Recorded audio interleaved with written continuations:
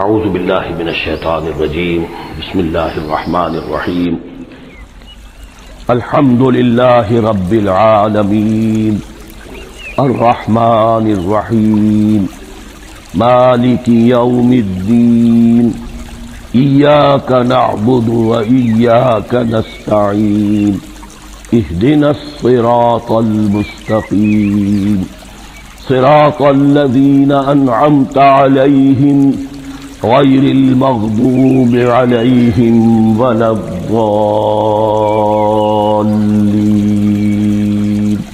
آمین رب اشرح لی صدری ویسر لی امری واحلل عقدۃ من لسانی یفقہوا قولی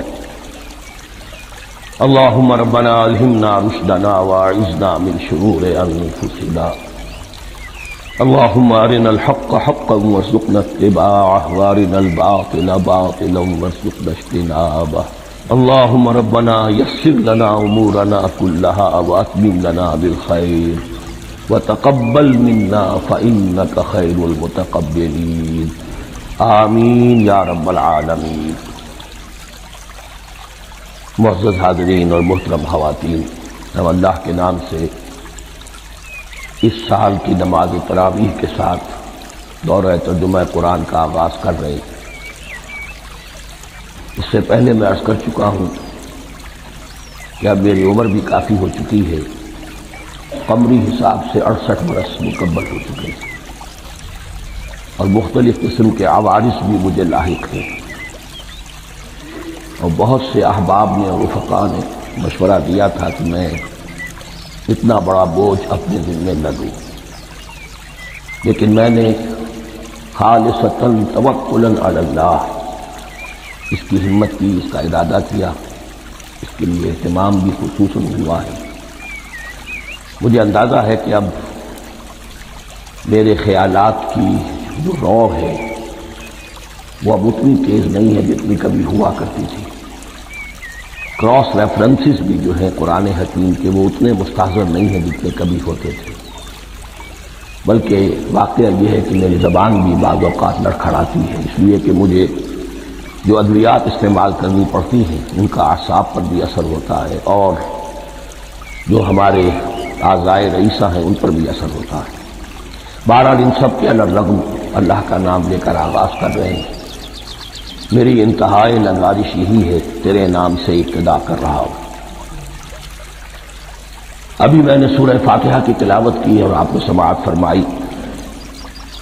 یہ سورہ مبارکہ مصحف کے اعتبار سے تو پہلی صورت ہے ہی، سب کو معلوم ہے، لیکن یہ بھی نوٹ کر لیجئے کہ یہ نزول کے اعتبار سے بھی سب سے پہلی مکمل صورت جو حضور پر نازل ہوئی وہ یہی ہے۔ اس سے قبل متفرق آیات نازل ہوئی، 5 آیتیں سورہ علق کے آغاز میں، کچھ آیتیں سورہ قلم یا سورہ نون کے آغاز میں، کچھ آیتیں سورہ مزمل کی ابتدا کی، کچھ آیتیں سورہ مدثر کے آغاز میں۔ 5ویں وحی تقریباً اس پر اجماع ہے کہ یہ سورۃ الفاتحہ کی ہے، اور یہ مکمل سورت ہے جو حضور پر نازل ہوئی۔ سورۃ الفاتحہ کے معنی ہوئے افتتاحی سورت، فتح یفتح کے معنی ہے کھولنا، مفتاح کنجی کو کہتے ہیں، چابی کو۔ تو یہ اوپننگ سورہ آف دی قرآن، قرآن حکیم کی افتتاحی صورت۔ ویسے جیسا کہ میں تعارف قرآن کے ضمن میں عرض کر چکا ہوں، عربوں کا یہ مزاج تھا کہ جس چیز سے انہیں خصوصی محبت ہوتی تھی اس کے بہت سے نام رکھتے تھے، اس کے بھی بہت سے نام ہیں۔ سورۃ الفاتحہ سب سے عام ہے، لیکن الکافیہ، الشافیہ، ام القرآن، اساس القرآن، کم سے کم یہ 4 نام تو میں سمجھتا ہوں کہ ہر مسلمان کو مزید معلوم ہونے چاہیے، اور بھی بہت سے نام۔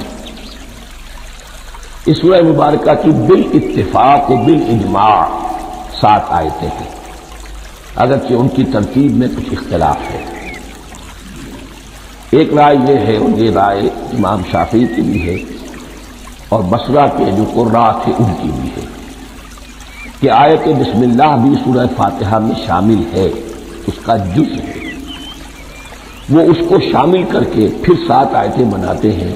تو آخری جنہیں ہم 2 آیتیں سمجھتے ہیں، صراط الذین انعمت علیہم غیر المغضوب علیہم ولا الضالین، وہ ان کے نزدیک ایک آیت ہے۔ تو گویا کہ نتیجہ یہ نکلا کہ آیتوں کی تعداد 7 ہی رہتی۔ امام ابو حنیفہ رحمۃ اللہ علیہ کا موقف اور کوفے کے جو قراء تھے ان کا بھی موقف یہ ہے کہ آیت بسم اللہ نہ سورہ فاتحہ کا جز ہے نہ کسی اور سورت کا جز ہے، سوائے ایک مقام پر جہاں حضرت سلیمان علیہ السلام کا خط جو ہے نقل ہوا ہے، جنہوں نے ملکہ سبا کو لکھا تھا انہ من سلیمان و انہ بسم اللہ الرحمن الرحیم، تو قرآن کے متن میں صرف اسی جگہ پر یہ آیت شامل سمجھتے ہیں، باقی یہ صرف علامت کے طور پر کہ یہاں سے ایک نئی صورت شروع ہو رہی ہے درج کی گئی ہے۔ اس سورہ مبارکہ کو الصلاح قرار دیا گیا ایک حدیث میں، اس کا جو اسلوب ہے وہ دعا کا ہے، اور دعا کے ساتھ اس کی جو مناسبت ہے اور پھر اسی کی وجہ سے ہماری نماز کا یہ جزو لا ینفک بنا دیا گیا، بلکہ ایک حدیث جو میں آپ کو سناؤں گا اس میں اسی کو نماز قرار دیا گیا، الصلاح یہی ہے۔ ویسے وہ حدیث مبارک موجود ہے لا صلاۃ لمن لم یقرأ بفاتحۃ الکتاب، جو شخص سورہ فاتحہ کی تلاوت نہیں کرتا اس کی کوئی نماز نہیں۔ اس کے حوالے سے بھی ہمارے ہاں دو مسلک ہے، ذکر صرف اس لیے کر رہا ہوں کہ آپ کے علم میں ہو، ان میں کوئی بنیادی فرق نہیں ہے، کسی بھی ایک رائے کا انسان قائل اور حامل ہو سکتا ہے بغیر اس کے کہ دوسرے کو بالکل غلط قرار دے، بلکہ یہ کہ اس کے لیے بھی گنجائش اپنے ذہن میں اور اپنے دل میں رکھے۔ تو ایک رائے یہ ہے کہ یہ میں کیا عرض کر رہا تھا کہ بھول گیا ہوں۔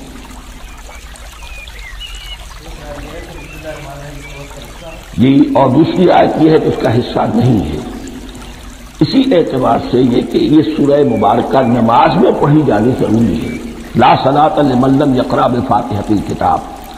البتہ یہ اختلاف ہے، یہ بات جو میں ذکر کر رہا تھا جو دیر سے نکل گئی، کہ آیا مقتدی جو ہے امام کے پیچھے کھڑا ہو کر جب نماز پڑھ رہا ہو تو کیا اس صورت میں بھی اس کے لیے لازم ہے کہ سورہ فاتحہ پڑھے؟ اس میں دو رائے ہو گئی، بلکہ تین۔ ایک رائے انتہائی ہے اور وہ فقہ حنفی کی طرف منسوب ہے کہ اگر آپ امام کے پیچھے مقتدی کی حیثیت سے نماز پڑھ رہے ہیں تو کسی بھی رکعت میں آپ سورہ فاتحہ نہیں پڑھیں گے۔ ایک دوسری بالکل برعکس رائے ہے، وہ امام شافعی رحمۃ اللہ علیہ کی ہے کہ ہر حالت میں چاہے امام جہری رکعت پڑھا رہا ہو جس میں وہ بلند آواز سے سورہ فاتحہ پڑھ رہا ہو، اور چاہے وہ سری رکعت ہو، ہر حالت میں مقتدی کو بھی پڑھنی ہے۔ ایک تیسری رائے بین ہے، وہ امام مالک کی ہے رحمۃ اللہ علیہ، کہ جو سری رکعت ہے جس میں کہ امام بھی خاموشی سے پڑھ رہا ہے مقتدیوں کو بھی پڑھنی چاہیے، جو جہری رکعت ہے جس میں کہ امام بلند آواز سے پڑھ رہا ہے اس میں مقتدیوں کو خاموش رہ کر پوری توجہ جو ہے سننے پر صرف کر دینی چاہیے۔ اذا قرئ القرآن فاستمعوا له وانصتوا، جب قرآن پڑھا جا رہا ہو تو پوری توجہ اس کے پڑھنے پر مرکوز کر دو اور خود خاموش رہو۔ میرے اپنی رائے میں یہ تیسری رائے سب سے زیادہ صائب ہے اور اس میں کسی طرح کی بھی کوئی پیچیدگی پیدا نہیں ہوتی۔ بہرحال اس سورہ مبارکہ کا جو اسلوب ہے میں نے عرض کیا دعائیہ ہے، البتہ قرآن مجید کے علم و حکمت کے اعتبار سے، اس کے فلسفے کے اعتبار سے ایک بات سمجھ لینی چاہیے۔ قرآن کا فلسفہ یہ ہے کہ بنیادی ہدایت ہر انسان کے دل میں موجود ہے، بالقوہ پوٹینشیل۔ یہ جو قرآن مجید یا اللہ کی کتابیں نازل ہوتی ہیں یہ انہیں ایکٹیویٹ کرتی ہیں، وہ اندر کی جو ڈورمنٹ کانشسنس ہے، خوابیدہ شعور جو ہے اسے بیدار کر کے اور پھر یہ کہ اسے اجاگر کرتی ہے۔ ہر سلیم الفطرت انسان اور سلیم العقل انسان، دو سلامتی شرط ہیں۔ سلیم الفطرت، نیچر پرورٹڈ نہ ہو، فطرت مسخ نہ ہو گئی، عقل سلیم ہو، ان دونوں چیزوں کا نتیجہ یہ نکلتا ہے کہ وہ انسان از خود بغیر کسی وحی کی رہنمائی کے، بغیر کسی نبی کی تعلیم کے سے استفادہ کیے ہوئے از خود بھی کچھ حقائق تک پہنچ جاتا ہے۔ اور وہ حقائق کیا ہے؟ نمبر ایک یہ کہ اس کائنات کا ایک خالق ہے، وہ ایک ہے، اور وہ تمام صفات کمال سے متصف ہے۔ نمبر دو یہ کہ انسان کی زندگی صرف یہ زندگی نہیں ہے، بلکہ ایک اور زندگی ہے کہ جس میں اس زندگی کے اعمال کے نتائج برآمد ہوں گے۔ یہ دو باتیں، اس کی زیادہ وضاحت کے ساتھ جو ہے اس کا تذکرہ آئے گا سورہ لقمان میں، جہاں حضرت لقمان کی شخصیت کا تذکرہ ہے۔ لیکن یہاں صرف یہ بات سمجھ لیجئے کہ قرآن کا فلسفہ یہ ہے کہ ہر انسان میں، ہر فرد نوع بشر میں جو اپنی ولادت کے وقت مسلم ہوتا ہے، حضور کی حدیث ہے کل مولود یولد علی الفطرہ ابواہ یحودانہ او ینصرانہ او یمجسانہ، ہر بچہ نوع انسانی کا فطرت اسلام پر پیدا ہوتا ہے، وہ فطرت کے اندر وہ ہدایت مدیت ہے۔ اب اگر وہ فطرت بس نہیں ہوئی اور عقل جو ہے وہ صحیح رخ پر کام کر رہی ہے تو ان دو حقائق تک وہ انسان خود پہنچ جائے گا۔ لیکن ان دونوں حقائق تک پہنچنے کے بعد اب وہ دست بستہ دعا کرے گا کہ اے رب اب مزید ہدایت تو مجھے عطا فرما۔ ایک تو یہ کہ میں کیا کروں کیا نہ کروں، میری عقل اس میں ٹھوکر کھا سکتی ہے، میں کسی اچھی چیز کو بری سمجھ سکتا ہوں، کسی بری کو اچھی سمجھ سکتا ہوں، تو مجھے صحیح راستہ، صحیح راہ ہدایت پر چلا۔ یہ دعا ہے جو انسان کرتا ہے جبکہ وہ ایمان باللہ اور ایمان بالآخرہ تک خود پہنچ چکا ہوتا ہے، اور یہ سمجھتا ہے کہ صحیح زندگی کا رخ یہی ہے کہ جس رب کو میں نے پہچانا ہے کہ وہ اس کائنات کا خالق ہے اور مالک ہے اور رب ہے، میں اس کی بندگی کروں، اس کی اطاعت کروں، اس کا حکم مانوں، اس کے راستے پر چلوں۔ لیکن وہ راستہ کون سا ہے؟ اس کے لیے پھر دست بدعا ہوتا ہے کہ پروردگار تو میری رہنمائی فرما۔ یہ مقام ہے کہ جہاں آپ سمجھ لیجئے اپنے آپ کو بھی آج اس جگہ پر تصور کرتے ہوئے پھر اس سورہ مبارکہ کو پڑھیے کہ آپ اس مقام پر اللہ کے فضل و کرم سے پہنچ چکے ہیں کہ اللہ کو آپ نے پہچان لیا اور اس کی توحید کو جان لیا، اس کی جملہ صفات کمال سے آپ واقف ہو گئے۔ آپ یہ بھی وہ جان گئے کہ بڑھ کر اس کے حضور میں حاضر ہونا ہے اور وہ حساب کتاب لے گا۔ پھر آپ نے یہ عہد بھی کر لیا کہ اب زندگی گزارنی ہے اس رب کی بندگی میں، اسی کی فرما برداری میں۔ اب یہاں کھڑے ہو کر آپ پوچھتے ہیں کہ اللہ مجھے وہ تفصیلی ہدایت عطا فرما، ایسا نہ ہو کہ کبھی میں کسی راستے پر چلتا ہوا کسی پگڈنڈی پر مڑ جاؤں اور وہ تھوڑی سی جو ڈیویشن ہو میرے راستے کی وہ میری عاقبت کو برباد کر دے۔ یک لحظہ غافل گشتم و صد سال راہم جو شد، اس لیے کہ ہوتا یہی ہے سیدھے راستے سے ذرا سی کوئی پگڈنڈی جو ہے تھوڑے سے اینگل پر نکلی ہے، لیکن جب چلتے جائیں گے آپ تو جتنے آگے بڑھیں گے اس پر، اس راہ صراط مستقیم سے آپ اتنے ہی زیادہ دور ہوتے چلے جائیں گے۔ یہ ہے قرآن مجید کی حکمت اور فلسفے کے اعتبار سے اس سورہ مبارکہ کا مقام۔ اب آئیے ہم بسم اللہ کرتے ہیں۔ بسم اللہ الرحمن الرحیم، شروع کرتا ہوں میں اللہ کے نام سے جو رحمان اور رحیم ہے۔ اس پر کچھ گفتگو ہو چکی ہے تعارف قرآن کے ضمن میں کہ رحمان اور رحیم دو نام ہیں کہ جو رحمت کے مادے سے نکلتے ہیں۔ رحمان میں اللہ تعالی کی رحمت کا جوش، ہیجانی کیفیت، طوفانی کیفیت، اور رحیم میں اللہ تعالی کی رحمت کا دوام اور تسلسل۔ یہ دونوں کیفیات اللہ کی رحمت میں بیک وقت موجود ہیں جس کا ہم تصور نہیں کر سکتے۔ ہم سمندر کو دیکھتے ہیں متلاطم سمندر ہے، اس میں ہیجان ہے، طوفان ہے۔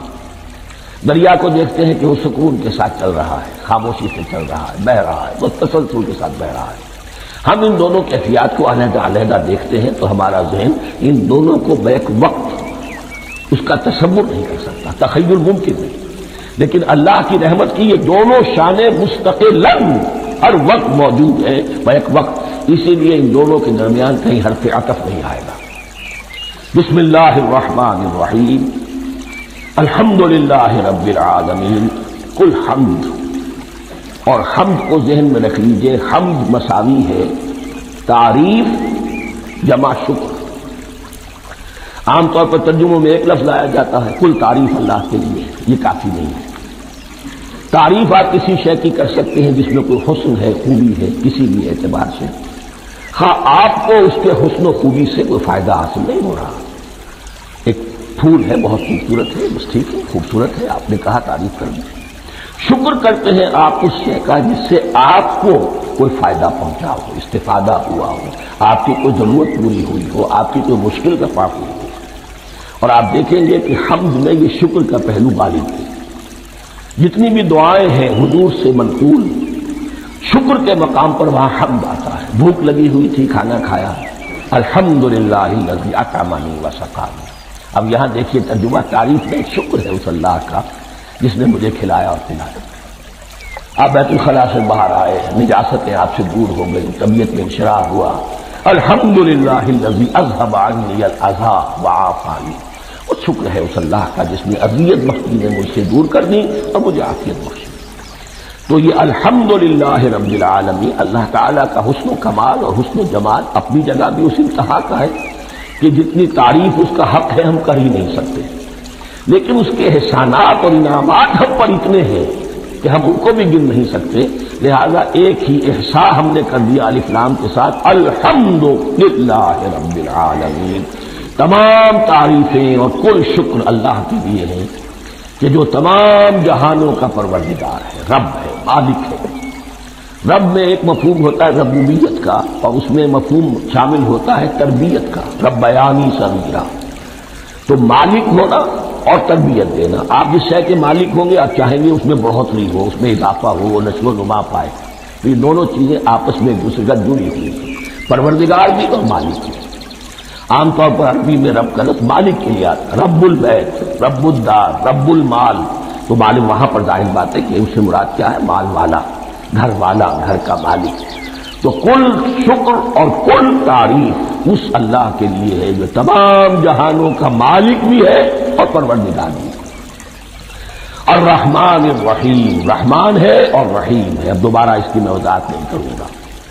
مالک یوم الدین، یوم دین کا مختار مطلق ہے۔ دین عربی زبان میں کہتے ہیں بدلے کو، دناہم کما دانو، کما تدینو تو دانو، یہ کہاوت ہے۔ جیسے اردو میں ہم کہتے ہیں جیسا کرو گے ویسا بھرو گے، کما تدینو تو دانو، تو یہ ہے بدلہ۔ اس کا بنیادی مفہوم جو ہے وہ بدلہ ہے۔ تو بدلے کا ایک دن ہے جس دن فیصلہ ہوگا کہ کون کیا کما کر لایا ہے، اسے کیا بدلہ ملنا چاہیے۔ آیا اس کا برائیوں کا پلڑا بھاری ہے کہ اسے سزا ملنی چاہیے، یا اس کی حسنات اور نیکیوں کا پلڑا بھاری ہے کہ اسے جزا ملنی چاہیے، اس کا انعام اور اکرام کے ساتھ معاملہ کیا جانا چاہیے۔ وہ ایک دن ہے، اسے ہم یوم القیامہ کہتے ہیں۔ اور لیکن اصل بات جو یہاں کہی گئی، یعنی ایک جملے میں تین باتوں کا اعتراف ہو رہا ہے۔ بعث بعد الموت، ایک دن آئے گا کہ ہم مرنے کے بعد تمام انسان اٹھا لیے جائیں گے، پھر حساب و کتاب، پھر اللہ کے ہاں حاضری ہوگی اور حساب کتاب ہوگا۔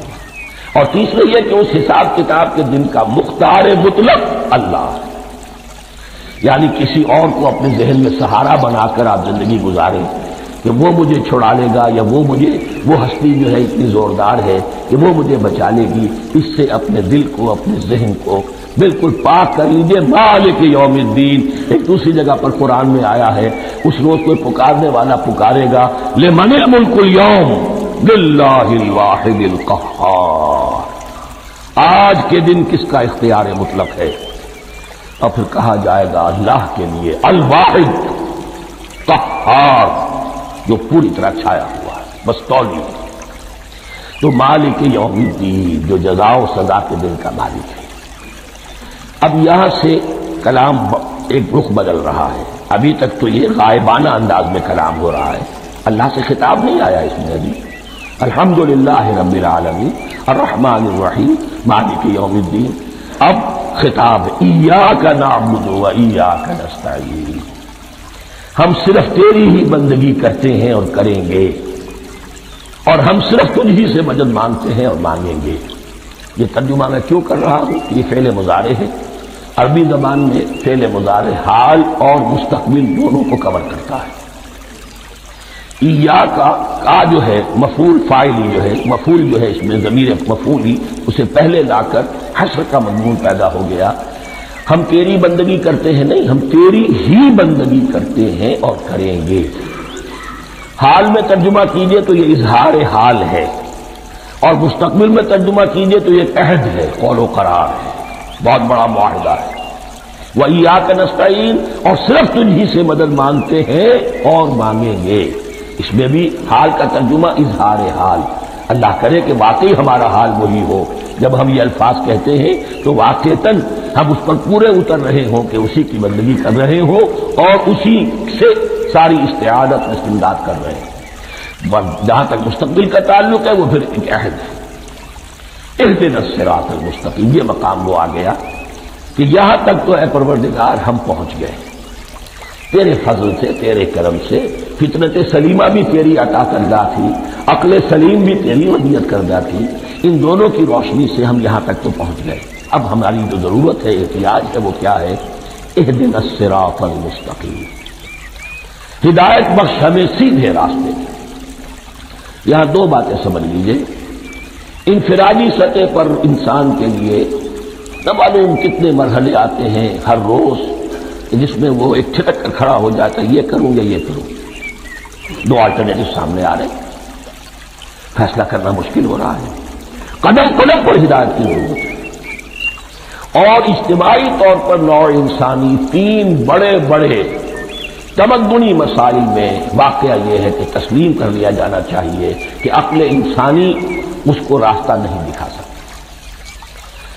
عام معاشرتی سطح پر مرد اور عورت کے درمیان حقوق اور اختیارات کا کیا توازن ہو، ناممکن ہے، انسان طے نہیں کر سکتا۔ انسان یا مرد ہے یا عورت ہے، عورت سوچے گی اپنے لحاظ، اپنے جذبات کا، اپنے خیالات کا لحاظ رکھے گی، مرد کے جذبات و احساسات کا اسے اس کا کوئی تصور ہی ممکن نہیں۔ مرد سوچے گا اسے اپنے احساسات معلوم ہے، لیکن یہ کہ عورت کے احساسات سے وہ نابلد ہے، ان کو محسوس کر ہی نہیں سکتا، لا محالہ وہ اپنے بارے میں وہ جو بھی نظام بنائے گا اس میں وہ اپنی بالادستی رکھے گا۔ وہ تو ایک ہی ہستی ہو سکتی ہے کہ جو دونوں کی خالق ہے، مرد کی بھی عورت کی، اور اس کو دونوں سے محبت ہے، دونوں کا خیر خواہ ہے، دونوں کا رب ہے، دونوں کو پروان چڑھانا چاہتا ہے۔ اسی طرح فرد اور معاشرہ یا ریاست، حکومت اور ریاست ہمیشہ یہ چاہتی ہے کہ سارے اختیارات ہمارے ہاتھ میں آ جائیں، ٹوٹلیٹیرین سوسائٹی ہو، بس ہم حکم دیں اور لوگ اس پر چلیں۔ افراد یہ چاہتے نہیں، ہمیں آزادی ہونی چاہیے۔ اب آپ دیکھیے کہ دنیا میں کتنے جھگڑے چلتے ہیں اسی پر، فریڈم فریڈم فریڈم۔ وہ فریڈم واقعتاً اپنی جگہ پر ایک شے ہے، افراد کی آزادی ہونی چاہیے، لیکن افراد کی آزادی اتنی نہ ہو جائے کہ وہ مادر قدر آزاد ہو جائے، کوئی قانون، کوئی قاعدہ، کوئی اخلاقی، کوئی حدود اور قیود جو ہے ان کا پابند نہ رہے۔ تو اب کہاں ہے وہ نقطۂ اعتدال کہ جس میں انسان کی انفرادی آزادی، انفرادی اختیار اور ادھر اجتماعی مصلحتیں جو ہیں ان کو بیلنس کیا جا سکے؟ انسان طے نہیں کر سکتا، صرف اللہ ہی اس کے لیے نظام دے سکتا ہے۔ تیسرا مسئلہ ہے سرمایہ اور محنت، اس میں کیا توازن ہے؟ سرمایہ اور محنت دونوں مل کر کچھ بنا رہے ہیں، کچھ پروڈیوس کر رہے ہیں۔ اب اس میں نفع جو ہوا ہے اس میں سرمایہ کا کتنا حصہ ہونا چاہیے اور لیبر کا کتنا ہونا چاہیے، کون طے کر سکتا ہے؟ اس کے لیے بھی کہ ایسا نہ ہو کہ سرمایہ داری جو ہے آکاش بیل بن کر پورے معاشرے پر چھا جائے اور غریب بیچارہ، مزدور بیچارہ، کاشتکار بیچارہ وہ گویا کہ چکی کے دو پارٹوں میں پس کر رہے، اس کی کوئی حیثیت نہ رہے۔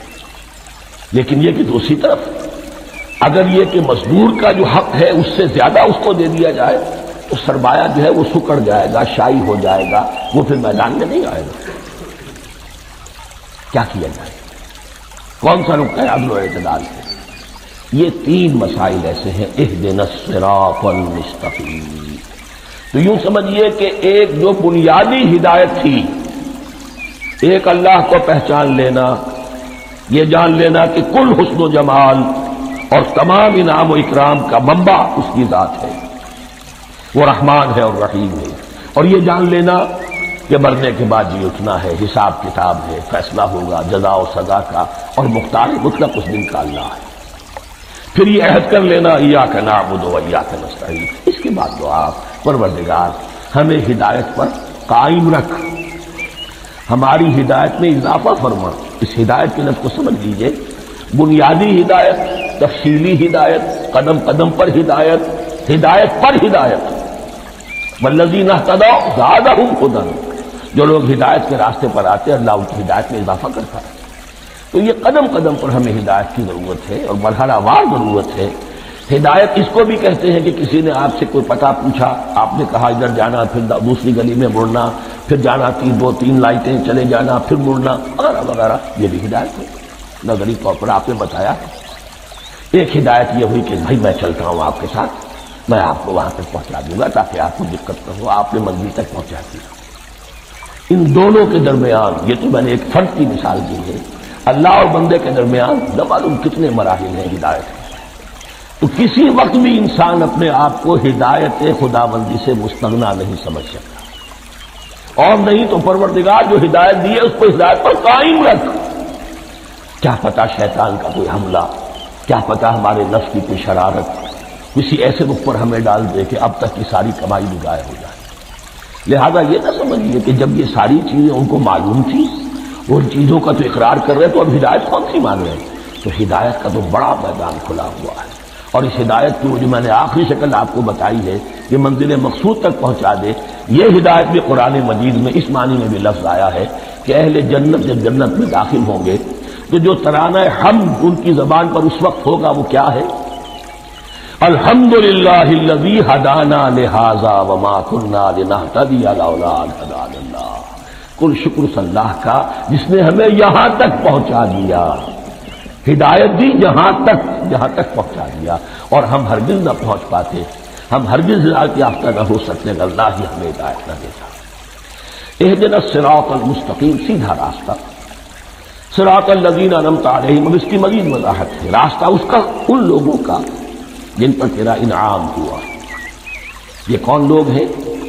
اس کی وضاحت آپ کو ملے گی سورہ نساء میں۔ من یطع اللہ والرسول فاولئک مع الذین انعم اللہ علیہم من النبیین والصدیقین والشہداء والصالحین۔ 4 طبقات ہیں منعم علیہم جن پر اللہ کا انعام ہوا ہے۔ چوٹی پر انبیاء کرام، اس کے بعد صدیقین کرام، اس کے بعد شہداء عظام، اس کے بعد عام صالح مسلمان، صالح ہو۔ یہ بیس لائن ہے، اس سے اوپر کا درجہ شہداء کا ہے، اس سے اوپر کا درجہ صدیقین کا ہے، اور پھر اس سے اوپر کا درجہ انبیاء کا ہے۔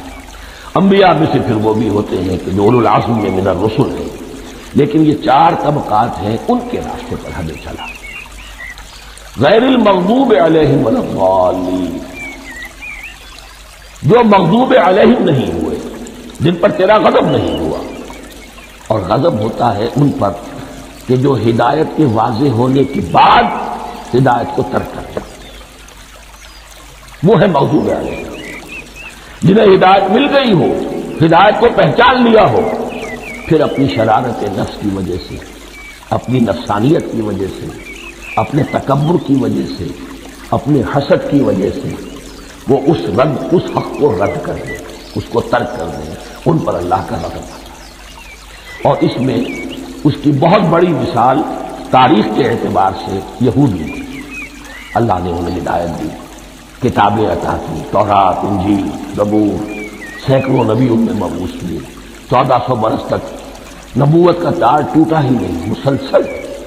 ابتدا میں بھی 2 نبی، موسیٰ اور ہارون، اور اختتام پر بھی 2 نبی، عیسیٰ اور یحییٰ علیہ السلام، اور ان کے مابین کوئی لمحہ نہیں آیا ہے تاریخ بنی اسرائیل میں جبکہ کوئی نہ کوئی نبی موجود نہ ہو، لیکن انہوں نے اپنی شرارت نفس کی وجہ سے ہدایت تورات سے بھی منہ موڑا، اور پھر سب سے بڑی بات یہ کہ ہدایت محمدی سے، ہدایت قرآنی سے بھی صلی اللہ علیہ وسلم منہ موڑا، وہ ہے مغضوب علیہ ولا الضالین، اور نہ ہی گمراہ ہوئے۔ یہ لفظ جو آتا ہے اپنی زبان میں گمراہ کا بھی ہے اور تلاش حق میں بھٹکنے والے کا بھی۔ ایک وہ شخص ہے جس پر حق ابھی واضح نہیں ہوا، وہ تلاش میں ہے، اس کے لیے بھی ضال کا لفظ آئے گا۔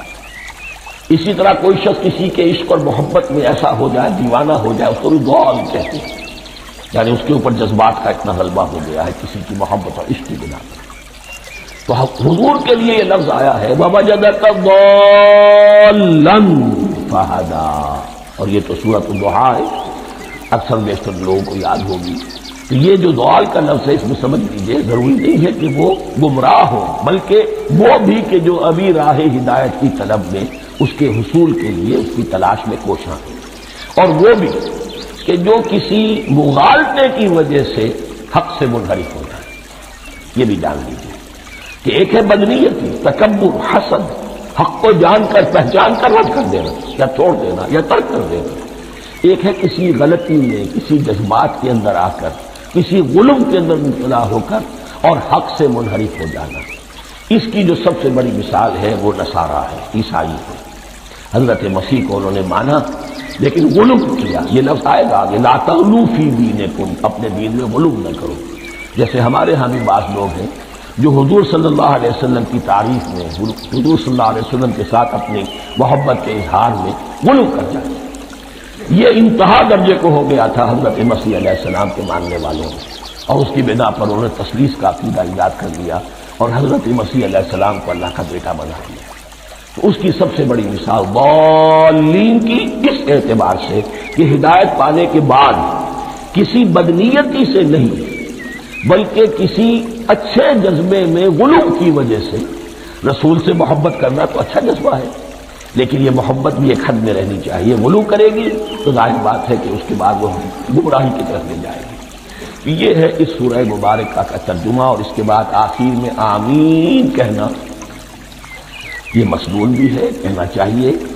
البتہ اختلاف یہاں بھی صرف اتنا ہے کہ نماز میں جب آپ امام کے ساتھ ہیں، وہ اگر جہری قرات کر رہا ہے تو آیا اس کے بعد آپ کو بھی بالجہر کہنا ہے آمین یا نہیں کہنا، یہ اختلاف ہے، ان میں کوئی فرق واقع نہیں ہوتا۔ یہ چیز متفق علیہ کہ کہنا ہے آمین، بلکہ یہ آمین تو یہودیوں میں ہے، یہ آمین جو ہے یہ عیسائیوں میں بھی ہے۔ ان کی بھی جو لارڈس پریئر ہے اس کے بعد آمین، وہ آمین کہتے ہیں، وہ فرق وہ لفظ ایک ہی ہے، اس لیے کہ عبرانی زبان اور عربی زبان یا تو ہم یہ کہہ سکتے ہیں کہ دونوں بہنیں ہیں، کوئی ایک مشترک زبان تھی ان کی ماں جس کی یہ دو بیٹیاں ہیں، اور یا یہ کہنا پڑے گا کہ عربی زبان کی ماں جو ہے وہ عبرانی زبان ہے۔ بہرحال بڑا قریبی رشتہ عربی کا اور عبرانی کا ہے، اس اعتبار سے وہ آمین۔ اب آپ کو معلوم ہے ہم السلام علیکم وہ کہتے ہیں، وہ سلام کہتے ہیں، فرق کیا ہے؟ وہ تو تلفظ کا فرق ہے۔ اسی طریقے سے اور بہت سے الفاظ ہیں، میں بعد میں بتا۔ اب میں اس سورہ مبارکہ کے بارے میں خاص حدیث آپ کو سنانا چاہتا ہوں، اور اسی سے در حقیقت وہ امام ابو حنیفہ کا موقف ہے رحمۃ اللہ علیہ، اس کی حقانیت مزید مبرہن ہو جائے گی۔ یعنی کیا کہ آیت بسم اللہ سورہ فاتحہ کا جز نہیں، سورہ فاتحہ الحمدللہ رب العالمین سے شروع ہوتی ہے۔ وہ میں آپ کو بتانا بھول گیا کہ جن کے نزدیک یہ سورت کا جز ہے وہ پھر جہری قرات میں بسم اللہ الرحمن بھی بلند آواز سے کہیں گے، اور جن کے نزدیک سورہ فاتحہ کا جز نہیں ہے وہ نہیں کہیں گے، وہ الحمدللہ رب العالمین سے قرات کریں گے۔ تو کوئی فرق نہیں ہے بنیادی۔ یہ حدیث جو ہے یہ مسلم شریف میں ہے اور حدیث قدسی ہے، اس کے راوی حضرت ابو ہریرہ ہے رضی اللہ تعالی عنہ، اور اس حدیث میں اس صورت کے مضامین کا نہایت عمدہ تجزیہ کر دیا ہے۔ حدیث کے الفاظ سن لیجیے، قسمت الصلاۃ بینی و بین عبدی نصفین۔ اللہ تعالیٰ فرما رہے ہیں، حدیث قدسی ہے، میں نے نماز کو، صلاۃ کو اپنے اور اپنے بندے کے درمیان آدھا آدھا تقسیم کر دیا، فنصفها لی ونصفها لعبدی، اس کا نصف جو ہے وہ میرے لیے ہے اور نصف جو ہے وہ میرے بندے کے لیے، ولعبدی ما شاء، اور جو میرے بندے نے مانگا میں اسے دوں گا، میرا وعدہ ہے یا میں نے اسے دیا۔ اس کے بعد اس کی تفصیل آتی ہے، اذا قال العبد، جب بندہ کہتا ہے الحمدللہ رب العالمین، قال اللہ حمدنی عبدی، جب بندہ کہتا ہے الحمدللہ رب العالمین، اللہ فرماتا ہے میرے بندے نے میری حمد کی۔ وَإِذَا قَالَ الرَّحْمَنُ الرَّحِيمُ قَالَ اللَّهُ اثْنَى عَلَيَّ عَبْدِي، جب بندہ کہتا ہے الرحمن الرحیم، اللہ فرماتا ہے میرے بندے نے میری ثنا کی۔ وَإِذَا قَالَ مَالِكَ يَوْمِ الدِّينِ قَالَ اللَّهُ تَعَالَى مَجَّدَنِي عَبْدِي، میرے بندے نے میری تمجید بیان کی، میری بزرگی بیان کی۔ اب یہ تین آیتیں ہو گئی، تینوں میں اللہ کی حمد ہے، ثنا ہے، تمجید ہے، یہ تین آیتیں خالص اللہ کے لیے ہو گئی۔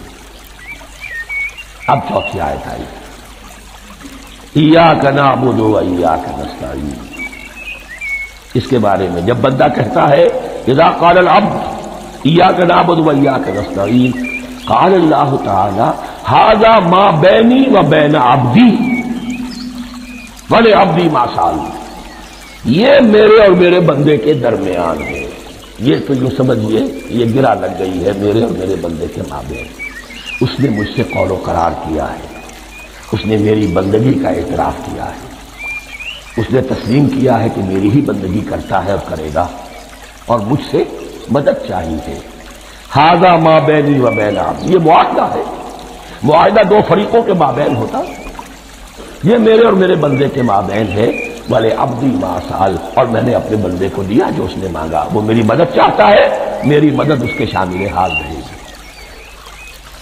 وَإِذَا قَالَ، اور جب بندہ کہتا ہے اهْدِنَا الصِّرَاطَ الْمُسْتَقِيمَ صِرَاطَ الَّذِينَ أَنْعَمْتَ عَلَيْهِمْ غَيْرِ الْمَغْضُوبِ عَلَيْهِمْ وَلَا الضَّالِّينَ، قال اللہ تعالی ھذا لعبدی ولعبدی ما سأل، یہ تین آیتیں یہ میرے بندے کے لیے، اهْدِنَا الصِّرَاطَ الْمُسْتَقِيمَ، اسی صراط مستقیم کی وضاحت ہے مثبت، صراط الذین انعمت علیہم، اسی صراط مستقیم کی وضاحت ہے منفی انداز میں، غیر المغضوب علیہم ولا الضالین، یہ سب میرے بندے کے لیے ہے اور میں نے اپنے بندے کو دیا جو اس نے مانگا۔ اس کو میں نے ایک مرتبہ یہ ترازو کی شکل میں اس کو لکھوایا تھا، دیکھیے یہ ایاک نعبد و ایاک نستعین، یہ ہے وہ ترازی کی وہ ڈنڈی، واو جو ہے ایاک نعبد و ایاک نستعین، واو جو ہے گویا کہ وہ مٹھ ہے جس سے کہ ترازو کو پکڑا جاتا ہے۔ ادھر ایک پلڑا ہے جس کی تین آیتیں ہیں، الحمدللہ رب العالمین الرحمن الرحیم مالک یوم الدین، اس کا نتیجہ کیا نکلا؟ ایاک نعبد۔ آپ نے شاید یہ سنا بھی ہو، ایک بہت ہی عمدہ قرات کا جو ریکارڈ ہے قاری عبدالباسط عبدالصمد کا، وہ یہیں سے چل کر سورہ فاتحہ کی قرات کر کے ایاک نعبد پر آ کر رکتا ہے، الحمدللہ رب العالمین الرحمن الرحیم مالک یوم الدین ایاک نعبد، گویا کہ یہاں یہ صورت بالکل ہاف ہو گئی ہے، تین آیتوں میں اللہ کی حمد ہے، ثنا ہے، تمجید ہے، جس کا نتیجہ ہم تیری ہی بندگی کرتے ہیں، تیری ہی اطاعت کریں گے۔ لیکن اب اس کے بعد سوال ایاک نستعین، اسی کی جو استعانت کیا درکار ہے ہمیں؟ ہدایت، ہدایت سب سے بڑی استعانت ہے، ہدایت ہی تو سب سے بڑی مدد ہے۔ اهدنا الصراط المستقیم صراط الذین انعمت علیہم غیر المغضوب علیہم ولا الضالین، یہ ایاک نستعین کے حکم کے ساتھ یہ تین آیتیں آ گئی، اهدنا الصراط المستقیم صراط الذین انعمت علیہم غیر المغضوب علیہم ولا الضالین، قسمت الصلاۃ بینی و بین عبدی نصفین فنصفها لی ونصفها لعبدی ولعبدی ما سأل۔ اللہ تعالیٰ اس سورہ فاتحہ کا جو اصل مفہوم ہے وہ بھی ہمارے ذہنوں پر، ہمارے شعور کی سطح پر اسے اجاگر کیے رکھے، ہمیں توفیق دے کہ جب بھی پڑھیں جب بھی سنیں تو وہ کیفیت اگر ہو جائے، اس لیے کہ ایک حدیث ہے کہ الصلاۃ معراج المومنین، نماز تو اہل ایمان کے حق میں معراج کے درجے میں ہے۔ اس حوالے سے ہم یہ سمجھ سکتے ہیں کہ کوئی وقت ایسا آ سکتا ہے کہ انسان کو واقعتاً، روح انسانی واقعتاً اللہ کے یہ جواب سنے، انہونی باتیں نہیں، ہوتا ہے خطاب آخر، اٹھتا ہے حجاب آخر، کرتے ہیں خطاب آخر، یہ تو ہوتا ہے مخاطبہ الہی، تو میں نے عرض کیا کہ ثابت ہے، مخاطبہ، محادث اور تحدیث اللہ بندوں سے کلام کرتا ہے۔ بارک اللہ لی ولکم فی القرآن العظیم ونفعنی وإیاکم بالآیات والذکر الحکیم۔